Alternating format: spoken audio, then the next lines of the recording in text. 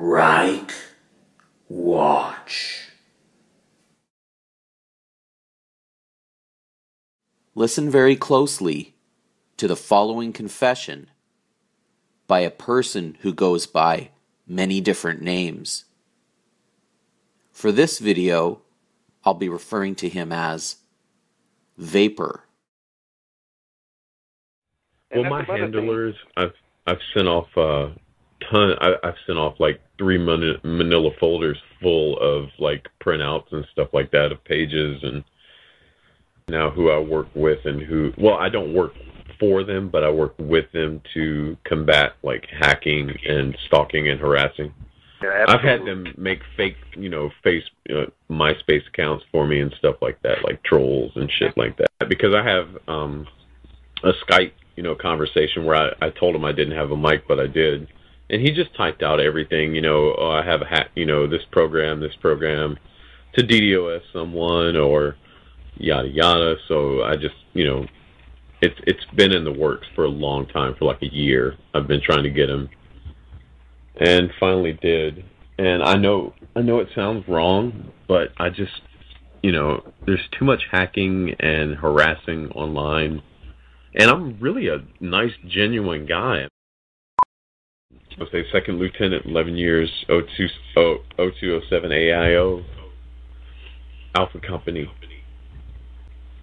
And I know, there's so many people online that talk down, or they're like, you weren't in the military, because I won't show, I won't show any medals, I won't show me and my blues, I won't show my DD-214, I don't want anybody to know that. Am I a rat bastard? No, I only screen capture and I would be a rat bastard, giving out, harassers and stalkers and stuff like that, giving out their, comments and their channels and so on and so forth like that. So yeah, that would make me a rat bastard.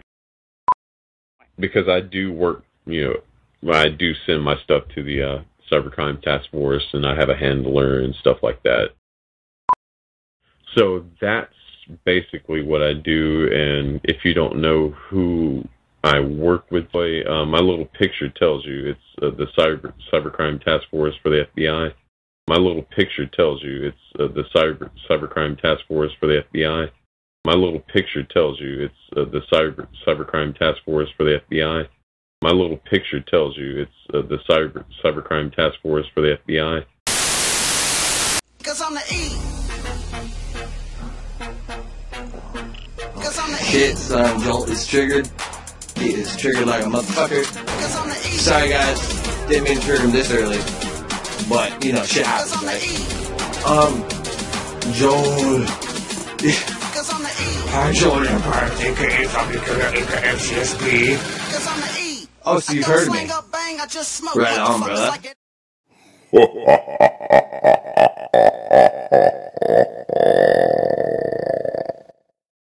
Of course I know about you. I know everything about you. And you know nothing about me. Okay, enough of that. I'm just razzing the little ZombieCuck because he came in hot and heavy with pages and pages of docs on me that were all wrong. He shows up on my channel for no reason and starts threatening me over something that's none of his business. But besides that, he made a bunch of videos, and he was claiming he didn't have any connection to hoax or something like that. I'd mentioned in one of my videos that he was promoting hoax ideas. One of the ideas he promoted was the check-in sign, and he denied this in one of his videos, which are nearly impossible to understand because he has loud music running throughout. But he denied this and said, well, maybe you got me mixed up with somebody else. Well, no, I don't, because this is the video in which you claim the check-in sign was some sort of a proof of a hoax at Sandy Hook. And the check-in sign has been debunked thoroughly by many people, including myself, in an extremely detailed fashion. And this video you made in September of 2015, and you claimed it meant something. And the check-in sign's a joke. It was not present until Sunday. It wasn't active and working until Sunday. There's a picture of it late Saturday night, but it's not actually illuminated. So until it's flashing and on is the only time it's going to be doing its job. And it was definitely not there on Friday the 14th, the date of the massacre. So it's irrelevant. How can you have people checking in when there's no check-in sign and all of that? Checking into the hoax, the drill capstone event, all of that baloney. And you'll see also here he's pushing bullshit. There was no real blood at Boston either. Really? There was no blood at Boston? Okay then. And further down in this video, here's a comment he left. He left a few. This is one of the ones that stood out. All anyone has to do is look at the outside of the damn building. Lol. Place looked unused! Exclamation mark. This was Newtown, not some bum F town. Well, the building was fully in use. It was fully occupied, budgeted for, working, all of those things. So once again, he's pushing hoax ideas, which are bullshit. But hey, you're free to have your own opinion, and I'm just pointing it out that I've seen him around. I notice things. I notice who you run with and who you've run with in the past. And actually, I've liked some of the work you've done in the past going after UmbrellaGraph. But we'll get onto that in a moment. Now, I don't know why he's asking in his video if I've heard of him when he was just on one of my videos leaving lots of comments back in, let me check here, June 30th of 2017. So 7 months ago, 8 months ago. And he showed up on my video to claim that the person that's the sort of focus of this video, who I'm calling Vapor, was not in the military when he was in the military. And you can believe whatever you want, but I have evidence he was in the military, and I'm not disclosing that. So don't even ask for me to do that. But you can read through this. One of the interesting things he says here is drop the evidence because I promise I know more about him than you do. He's not FBI. He's a tryhard who used to be in Reignz. That's right. He was in Reignz. Vapor was in hoax and anti-hoax. As you remember from one of my videos, the one he's referring to, I showed where he was, Vapor was working with KJ on Truther Wars, and they were attacking the hoaxers, as they call them. And that shows he was working with that crew. Now, what we're going to get at is a little secret society that had a meeting and did a little chatty-do, I guess. I'll use UmbrellaGraph's terms here. And they had a little bit of a chat, and it was pretty interesting, actually. So I would thank XombieCuck for hosting this and having this discussion, because there was many interesting things heard, as you'll hear in a moment. I'm going to be playing about 4 minutes of this. It was something like 45 minutes long, and I cut out a few things that were interesting. 3 sections, and it totals 4 minutes. And there's some interesting things said by Vapor and TiffTiff and Katie Schill.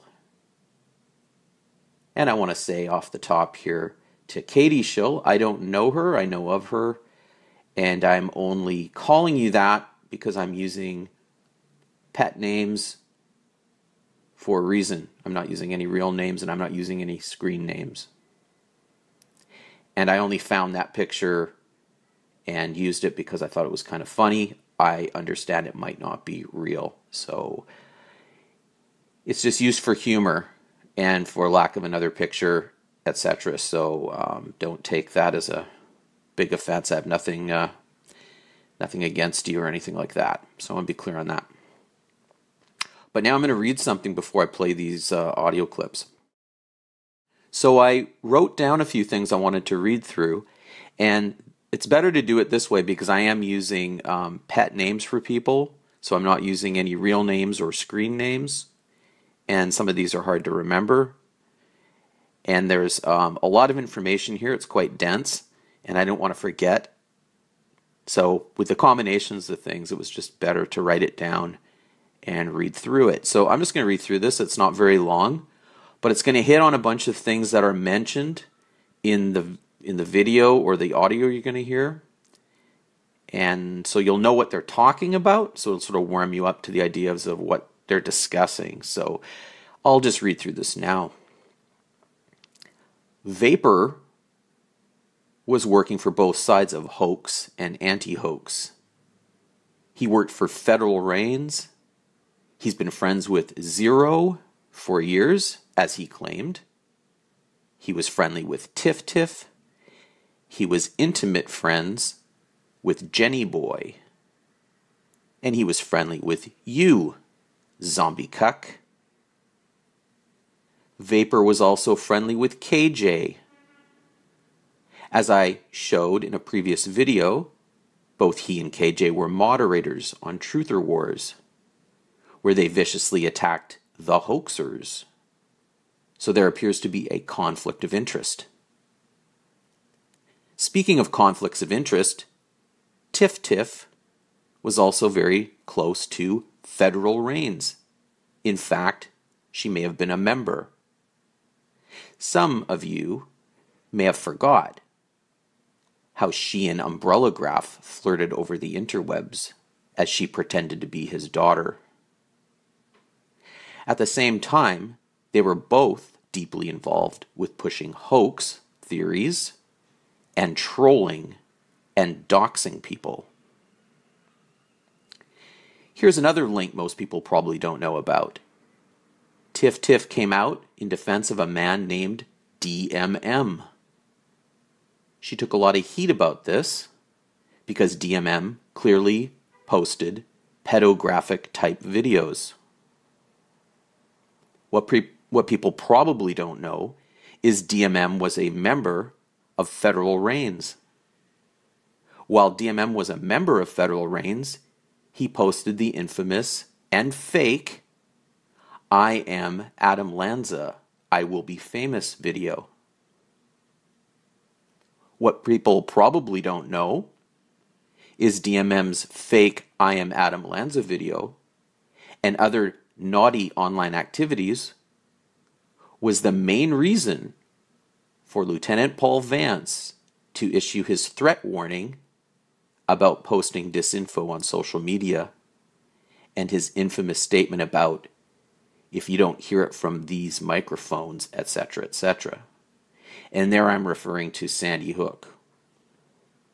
Continuing. DMM spent a lot of time running around on YouTube and the interwebs, gang stalking and threatening people. This is the function of Federal Reignz, exactly as Vapor described his job assignment by the FBI. Since Federal Reignz styles themselves as white knights, when in fact they attack anyone and everyone. And unlike what they claim, they do attack people without provocation. I know this from personal experience. Another interesting case is Doug Magoo. Doug was a hoaxer who supposedly went to jail for, quote, terrorist threats.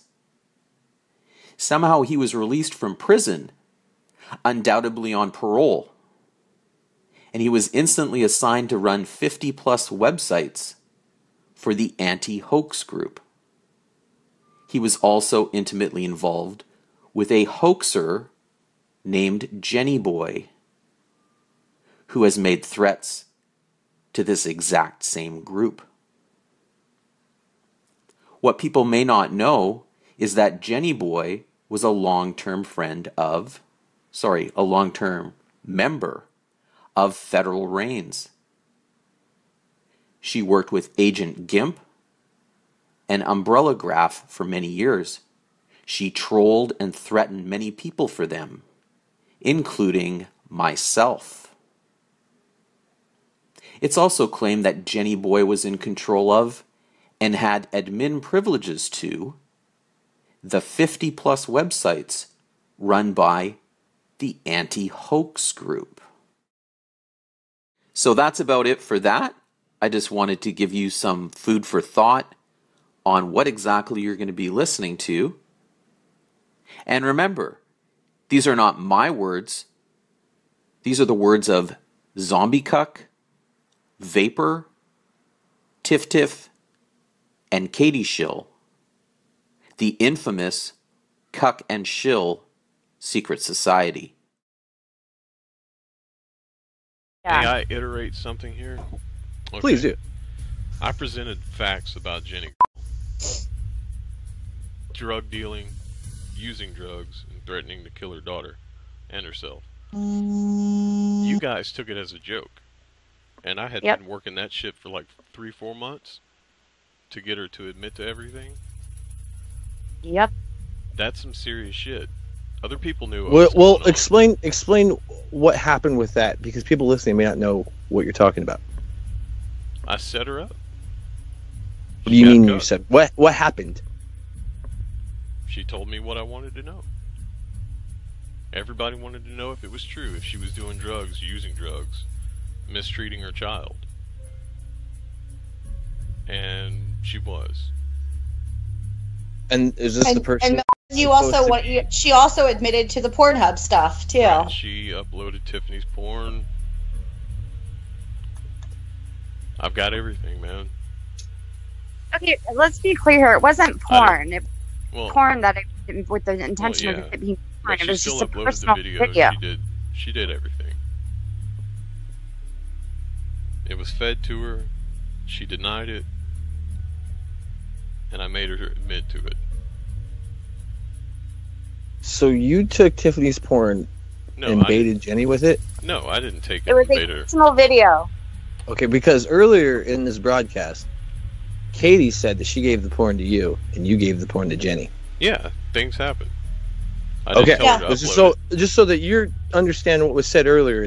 I mean, it's all kosher, but I just want to make sure that there's clear communication. We're all under the same understanding. We all know. Yep. And Tiffany knows everything. Jenny was the one that uploaded it. Forrest may have uploaded it a couple of times to like 8chan, 4chan, shit like that, but she didn't upload it. Why are you playing coy? Why are you playing dumb? Because you knew I was in that hangout with that they were all in, and you knew that I knew this already. So I'm just kind of curious why you're acting. What are you discussing? You guys thought it was a joke or it was some troll something. No, that shit's real. Yep. It's really real. Like CPS you guys, is on her ass. You guys were in that group. You guys were invited into that group call that we had on Google Hangout, and you saw everything that we wrote. You know, it was pretty clear what happened at that point because we talked about it openly. The sudden ignorance as to what had happened or what had gone on is just kind of mind-boggling to me because, I mean, he knows, so... I mean, this is serious business, though, here, okay? The guy just got out of jail for apparently a terrorist act. Okay, this is his speaking over here. And Lenny has given him the keys to the administrative sites. This guy who... Wait. So, Doug owns he's administrator over 50 sites that Why can't you answer that question? All of That's these what I'm sites not talking directly about, Doug. go I'm talking back about you. and are tied to. I'm just gonna answer the questions.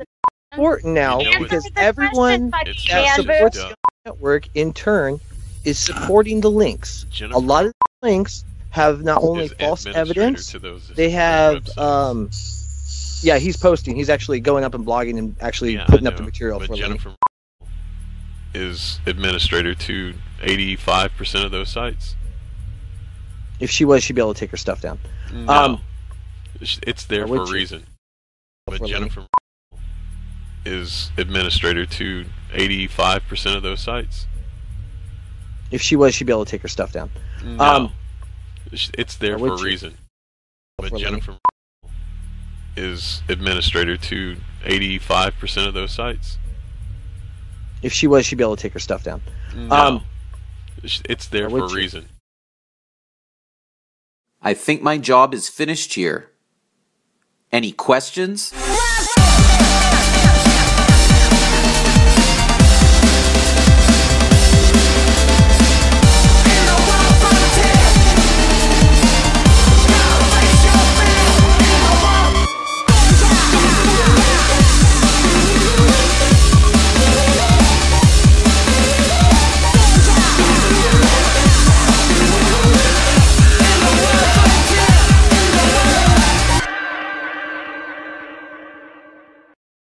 Fatality.